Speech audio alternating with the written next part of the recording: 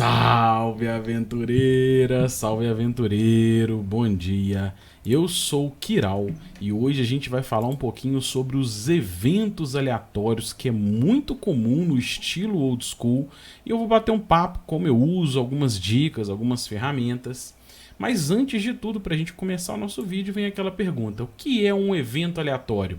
E de uma forma resumida, é uma chance da ocorrência de eventos variados. Então eu chamo de evento porque não necessariamente é um encontro, não necessariamente é uma criatura, pode ser uma série de coisas. Então isso é muito comum, por exemplo, se os personagens estiverem viajando ao ermo, em regiões desconhecidas, numa floresta bizarra, e de repente ali uma aranha gigantesca pode ser uma criatura que habita aquela região e pode existir a chance dela encontrar, dos personagens encontrarem com ela. Mas por que eu falei evento?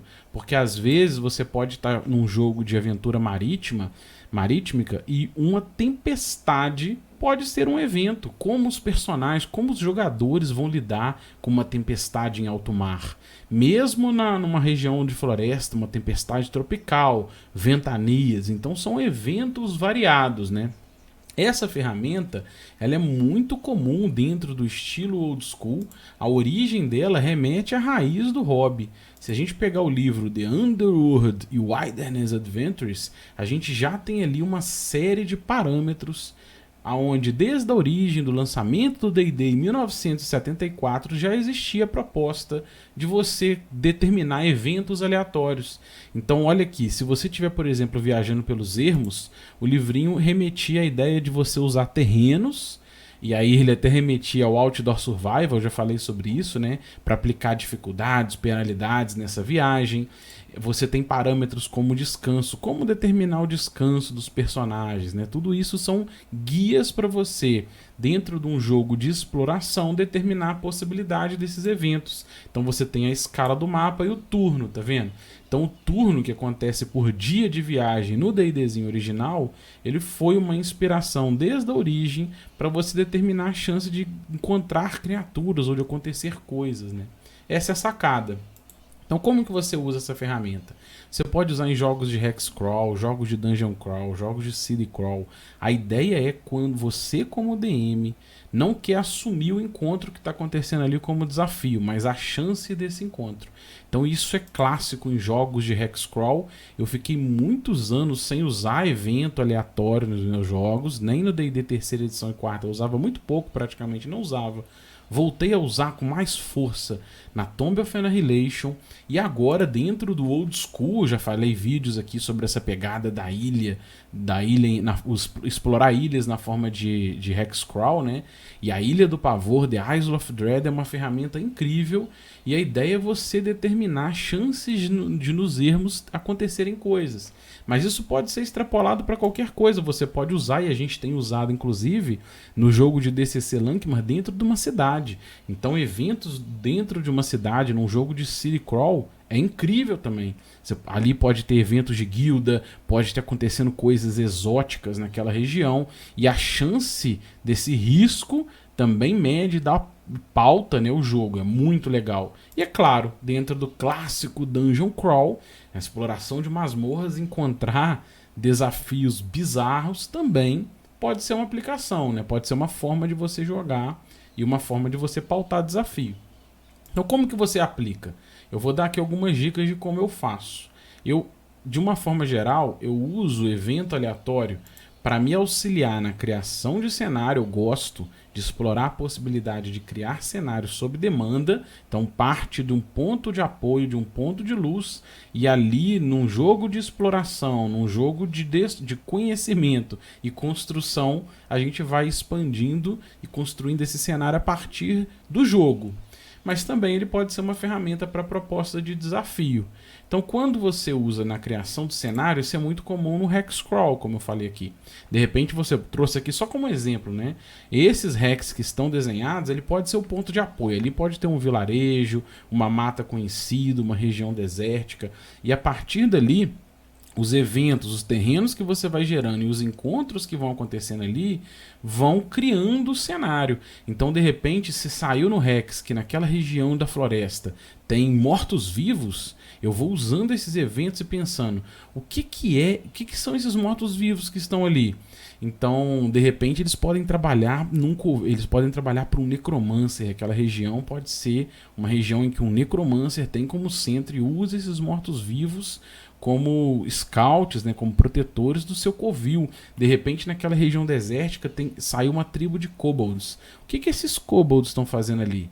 E de repente eles servem o culto de um dragão que vive na região desértica. Então esses eventos que vão acontecendo, eles vão me ajudando e ajudando o grupo a ir juntos construindo um cenário sob demanda. Isso é muito legal, uma ferramenta que eu fiquei muitos anos sem explorar, joguei na época da Cyclopedia e voltei a experimentar agora, mais recentemente, e é muito bacana. Mas o mais comum dentro do Old School é a gente usar ele como ferramenta de desafio. É a chance de acontecerem coisas. Então você pode determinar em turnos de viagem, e aí eu normalmente determino por dia. Então são eventos que podem acontecer diariamente durante as explorações de viagem. E turnos de exploração em dungeons, em masmorras, a gente pauta normalmente em turnos de 10 minutos. Então a cada 10 minutos tem a chance de acontecer algo, né? E como que a gente faz? Como que usa isso? Eu gosto de construir a minha própria tabela.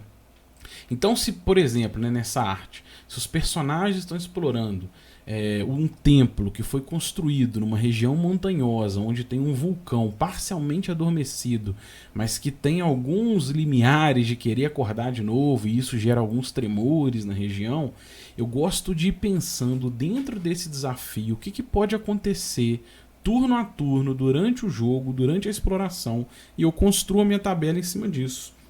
Então você pode, por exemplo, pensar que nesse covil, nesse templo, é um templo em ruínas antigo, em que parte dele passou a ser habitado por goblins.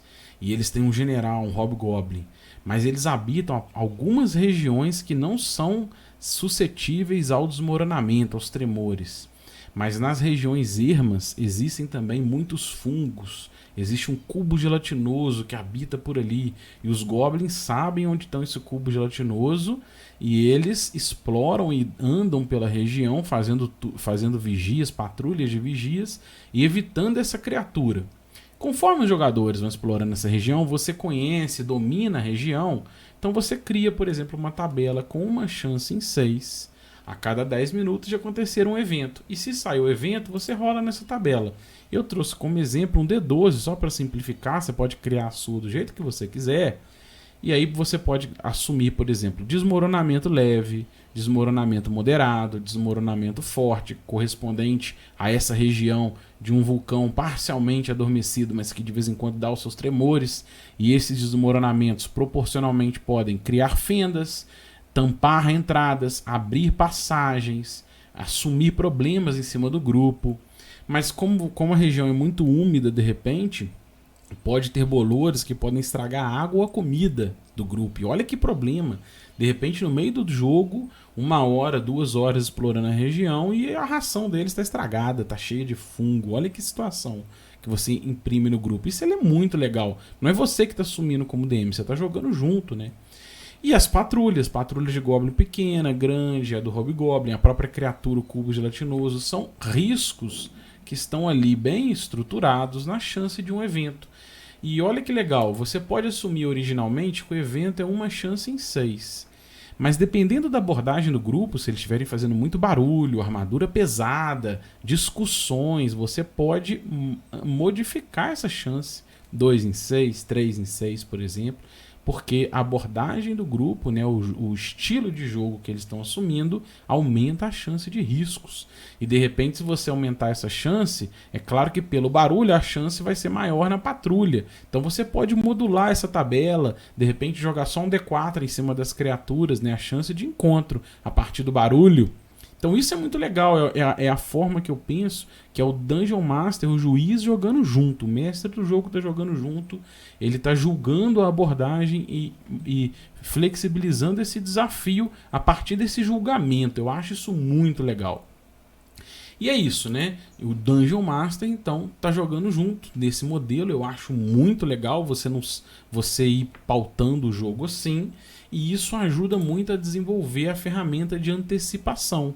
A ferramenta de antecipação é uma coisa incrível dentro do Old School e, para mim, fundamental. Então, se sai, por exemplo, um cubo gelatinoso no encontro, eu não jogo já o cubo gelatinoso em cima do grupo. Eu gosto de explorar essa ferramenta de antecipação. De repente, o grupo pode já ver um pouco desse fungo, dessa geleia, né, ao longo de um corredor. De repente eles podem ver algumas moedas. Olha que coisa bizarra, eles estão andando e vem moedas espalhadas no chão e moedas espalhadas no outro corredor. E isso é por quê? Porque a criatura está andando e está caindo dela, né?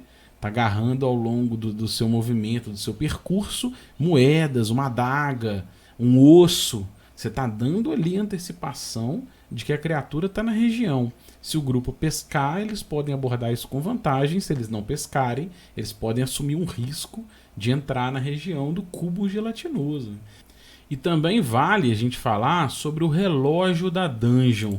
Eu tenho, por exemplo, a gente está jogando Forbidden Caverns of Arcaia, que eu já até fiz a resenha aqui, e ele tem o relógio da dungeon. Ele ajuda, junto com a chance de eventos aleatórios, a organizar o jogo turno a turno.